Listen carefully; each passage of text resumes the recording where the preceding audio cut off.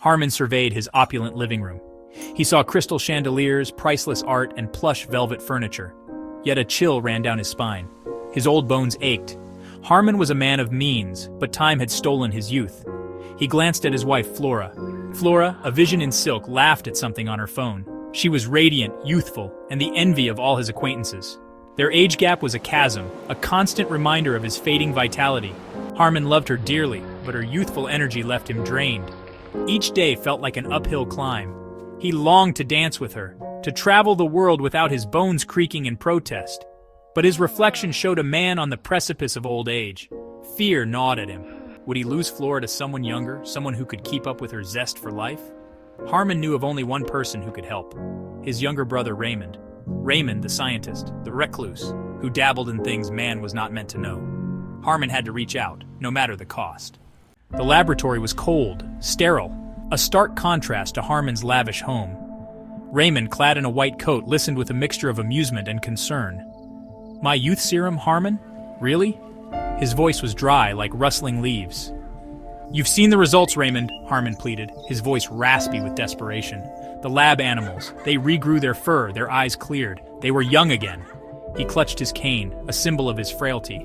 Raymond sighed, pushing his spectacles further up his nose. "Animals, Harmon, not humans. The effects are unpredictable, unstable. It could kill you. Your funding has been a great help in my work." He shook his head, a scientist's caution ingrained in his every move, but Harmon was beyond logic, beyond reason. His fear, his love for Flora, had warped into a desperate obsession. "If I lose her, I might as well be dead already." His voice cracked, a broken man clinging to a fading dream. Harmon's words hung in the air, heavy with despair. Raymond saw the desperation in his older brother's eyes, the fear that clung to him like a shroud. He had always been a man of science, of logic and reason, yet he couldn't deny the raw emotion that emanated from Harmon. He knew the risks, the ethical quagmire he was stepping into. This wasn't a cure for a disease, not a life-saving treatment. This was vanity, a dangerous gamble with consequences he couldn't predict. But seeing his older brother, once vibrant and full of life, now reduced to a shell of his former self, chipped away at his resolve. The serum was experimental, yes, but what if it worked? Could he live with himself, knowing he could have helped, but chose not to? With a heavy heart and a sense of foreboding, Raymond agreed. Flora was just outside the lab area waiting for Harmon. "Very well, Harmon," he said, his voice a somber whisper.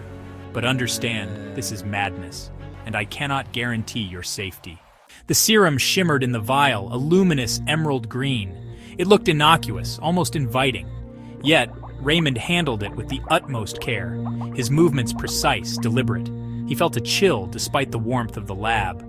Harmon lay on the examination table, his chest rising and falling with nervous breaths. His eyes followed Raymond's every move, a mixture of hope and trepidation swirling within them. He clung to the belief that this was the answer, the solution to his fears. The needle pierced his skin, a sharp sting followed by a cold rush spreading through his veins. Harmon winced, then closed his eyes, bracing himself for the unknown. He felt a strange tingling sensation, a warmth spreading from the injection site. Raymond watched, his face unreadable. He had taken every precaution, followed his protocol meticulously. But there was an element of unpredictability with the serum, a wild card he couldn't account for. Only time would tell what fate had in store for Harmon. Section 5. The Terrible Transformation. Harmon awoke to a strange sensation. The world seemed enormous, towering over him. His limbs felt uncoordinated, moving with a jerky, uncontrolled energy. He tried to speak, but only a babble escaped his lips. Panic seized him as he saw his hands. They were small, chubby, the hands of a child. He looked down at his body. It was no longer the frail but familiar form of an old man. He was a toddler, trapped in a nightmare, in a pleasant rush of feelings. His mind reverted back to simpler times. His memories were fading away into nothing, as his mind became a blank slate once more. Flora rushed into the room, drawn by the commotion. Her face, initially alight with anticipation, contorted into a mask of horror. "Harmon? What's happened to you?" Her voice was shrill, laced with disbelief. Raymond stood in the doorway, his face grim, confirmation of her worst fears. The serum had worked, but not as intended. Instead of restoring Harmon's youth, it had reversed his age to an alarming degree. He was a toddler again, a cruel parody of his deepest desire. Flora backed away, her hand flying to her mouth. This is monstrous! Her voice trembled with a mixture of disgust and terror. She had wished for a youthful husband, not this grubby thumb-sucking toddler. Harmon tried to speak, but only incoherent sounds emerged. He crawled on the floor, reaching for Flora with chubby, uncoordinated hands, his eyes wide and innocent, his adult knowledge wiped clean. "What have you done?" she shrieked, turning on Raymond. "You've destroyed him! This wasn't what we agreed on! Harmon said this would make him a young man again!" Her anger, her fear, lashed out like a whip. Raymond met her gaze, his own expression a mixture of regret and cold fury.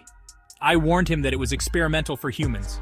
He made his choice, Flora," he said, his voice low and menacing, "and now you will face the consequences." Flora recoiled, fear replacing her anger. Raymond's words hung in the air, heavy with unspoken threat.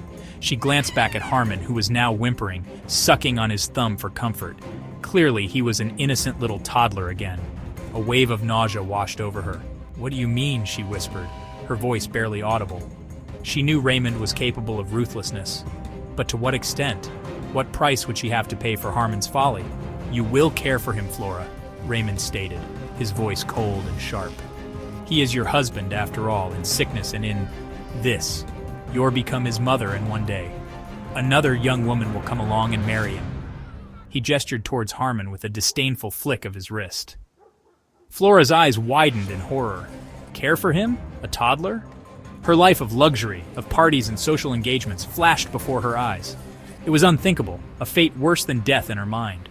"You can't do this!" she cried, her voice rising in panic. "I'm not equipped! I don't know how to raise a child!" Her carefully manicured nails dug into her palms. Raymond's face remained impassive. "You will learn, Flora. I will allow you to hire a babysitter from time to time. But I also forbid you from hiring a nanny or any full-time caretaker for Harmon," he said, his voice devoid of sympathy. "Or you will forfeit everything. His fortune, his assets, everything will revert back to me." He had her trapped, backed into a corner with no escape. She could refuse, walk away, and retain her freedom, but at the cost of everything she held dear. Or she could become a prisoner, in her own gilded cage, tethered to a husband who was now much younger than her. No, not her husband anymore. Her son. A bitter laugh escaped her lips, devoid of humor. It was a cruel twist of fate, a macabre nursery rhyme come to life. She had wanted a younger man, and now she had one. But at what cost? Raymond watched Flora crumble, a sense of grim satisfaction settling within him. He had not intended for this outcome, but there was a certain poetic justice to it. Flora had married for wealth, for youth, and now she would experience the burden of both. He knew it was a cruel punishment, but he felt no remorse. Harmon had been reckless, driven by vanity and desperation, and Flora, with her shallow desires, had enabled him. They had both played a part in this tragedy. He left them then, a newly distraught mother and her now whimpering son, to their twisted new reality. The laboratory door clicked shut, a finality that echoed the shattering of their dreams. Outside, the city bustled with life, oblivious to the drama that had unfolded within the sterile walls. Raymond knew this was far from over. The serum, the consequences of its use, would continue to cast a long shadow over their lives. He would go on in his work and keep a very watchful eye on Flora, ensuring his now baby brother was well cared for and loved. He had meddled with forces beyond his control, and now they would all have to pay the price.